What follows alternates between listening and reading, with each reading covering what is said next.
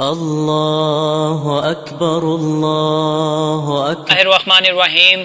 حاجیو مصطفیٰ سے کہہ دینا غم کے مارے سلام کہتے ہیں۔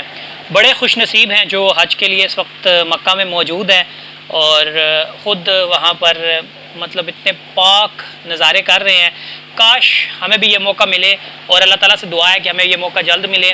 بھائیو، جو حج کے لیے گئے ہیں وہ تو خوش نصیب ہیں، اور جو یہاں ہیں وہ بھی خوش نصیب ہیں، وہ بھی کسی طرح اس مبارک ایام کو کیش کر رہے ہیں۔ اللہ اکبر اللہ اکبر اللہ اکبر لا الہ الا اللہ اللہ اکبر اللہ اکبر وللہ الحمد جیسے کلمات ادا کر رہے ہیں، جو کہ بہت ہی آپ کو سمجھ لیں کہ اس وقت فائدہ دیں گے یہ کلمات۔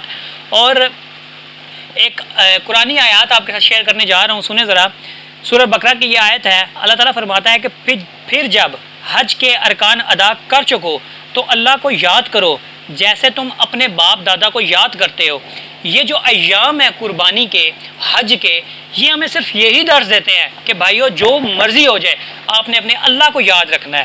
تو اللہ کو یاد رکھیں گے تو دنیا آپ کو یاد رکھے گی۔ اگر آپ اللہ سے کنارہ کر لیں گے نا تو پھر دنیا کی کوئی طاقت، دنیا کا ذرہ بھی آپ کو ویلیو نہیں دے گا۔ آپ کو بالکل آپ سمجھ لیں کہ آپ دنیا میں تنہا چلیں گے، آپ کی کوئی ویلیو دنیا میں موجود نہیں ہوگی، کیونکہ آپ جب تک اپنے اللہ سے کنیکٹ نہیں ہوتے۔ اللہ سے کنیکٹ ہو جائیں، اور حج ہمیں یہی سکھاتا ہے، حج کا یہی درس ہے کہ اللہ تک دیکھیں۔ ہم لوگوں کو قربانی یاد ہے، ہم لوگوں کو یہ یاد ہے کہ قربانی ہوئی تھی، حضرت ابراہیم علیہ السلام نے حضرت اسماعیل علیہ السلام کو ذبح کرنے کا ارادہ کیا تھا۔ لیکن آج سوچیں جب ہم سنت ابراہیمی ادا کر رہے ہوتے ہیں تو ہم لوگ صرف یہی سوچ رہے ہوتے ہیں کہ ہم نے اللہ کی راہ میں ایک جانور قربان کیا ہے، بلکہ ہمارے دماغ میں یہ ہونا چاہیے کہ جس طرح ابراہیم نے اسماعیل کو ذبح کیا تھا، ہم بھی اپنے بچوں کو، اے اللہ جب تیرے لیے ضرورت پڑی ہم اپنے بچوں کو اسی طرح تیری راہ میں قربان کریں گے۔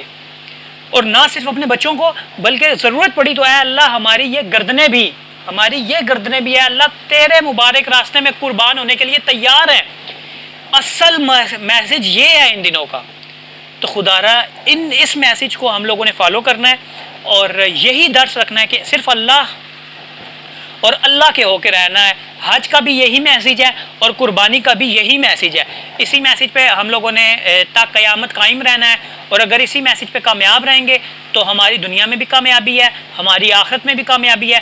اگر ہم ادھر ادھر بھٹکتے رہیں گے نا تو پھر میرے بھائیوں کوئی کامیابی نہیں ہے، نہ دنیا میں کامیابی ہے نہ آخرت میں کامیابی ہے۔ پہلے بھی ذلیل و رسوا ہو رہے تھے، آگے بھی ذلیل و رسوا ہوتے رہیں گے۔